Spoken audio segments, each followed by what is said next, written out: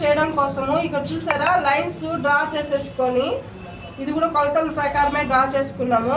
Draw చేసుకున్న తర్వాత ప్రతి దానికి జరీ తోటి గొలుసు కుట్లు కుట్టి దానిపైన జిగ్జాగ్ కుట్టడం జరిగింది. చూడండి, ఇది హ్యాండ్, ఇది ఇంకొక హ్యాండ్, ఇదేమో బ్యాక్ నెక్ అన్నమాట.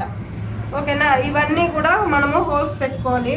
చూడండి, టాటా ఐస్ ఉన్నా పెట్టుకోవచ్చు, టాటా ఐస్ ముక్కతో కూడా పెట్టుకోవచ్చు, ఎందుకంటే పెద్ద హోల్సే కాబట్టి.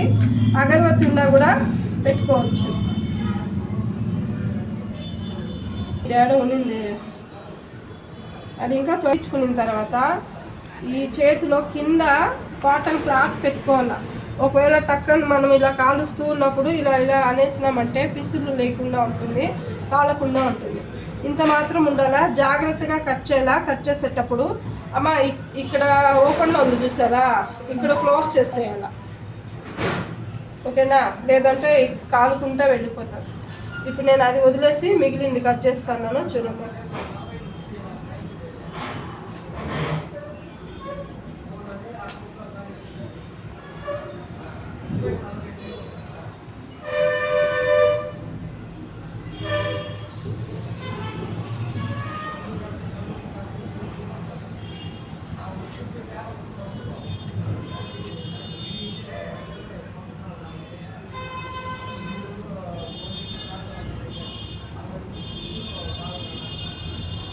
సరే షేప్ వచ్చింది.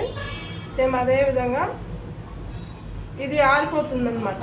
అప్పుడప్పుడు అగరబత్తి వెలిగించుకుంటూ ఉండాలి. దాకా పెట్టుకోవద్దండి, అవి మళ్ళీ నిప్పులు బ్లౌజ్ మీద రాలంటే బ్లౌజ్ పాడైపోతుంది.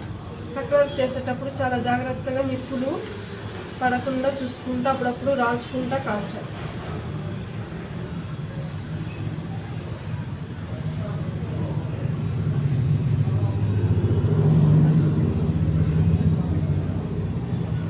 కట్ వర్క్ చేస్తే మార్కెట్లో మంచి డిమాండ్ ఉంది. 6,000 5,000 అలా తీసుకుంటాం.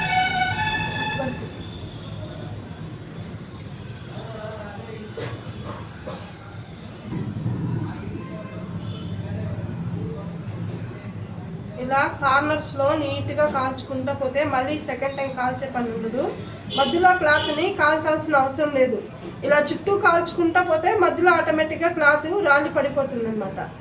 ఓకేనా, మనం కాల్చేటప్పుడు చివర్లో మాత్రమే కాల్చుకుంటే సరిపోతుంది.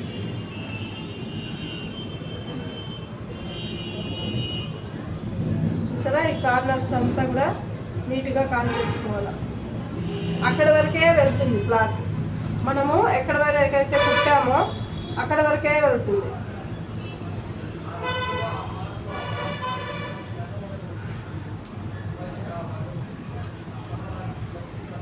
పెద్ద హోల్స్ ఉంది కాబట్టి టాటా ఐస్ ముక్కతో కూడా కాల్చుకోవచ్చు.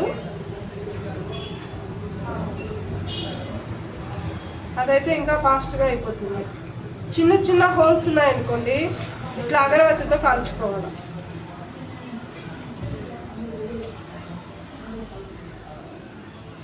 ఇంత హోల్స్ ఉన్నాయనుకోండి, అప్పుడు అగరబత్తి ఇది చూడండి కాలుకుంటా పై వరకు వెళ్ళిపోయింది.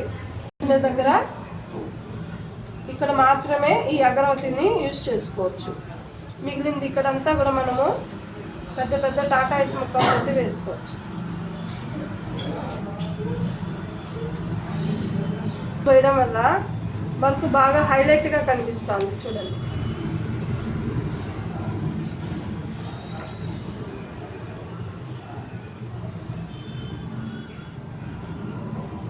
మ్యాచ్ వర్క్స్ అర్థమైందా?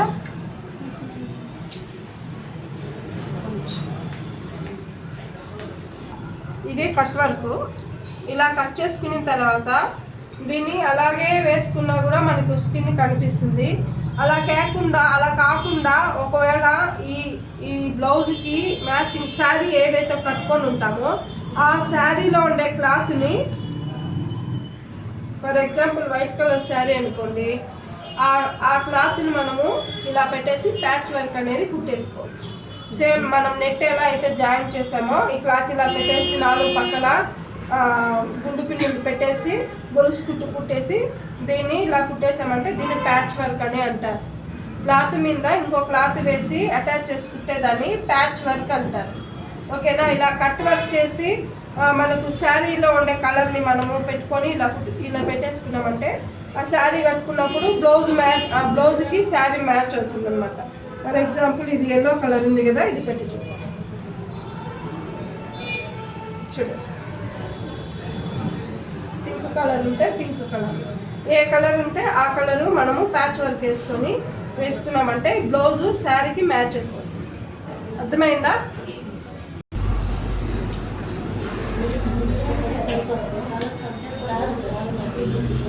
మనము జిగ్జాగ్ కుట్టింది అందుకే కదా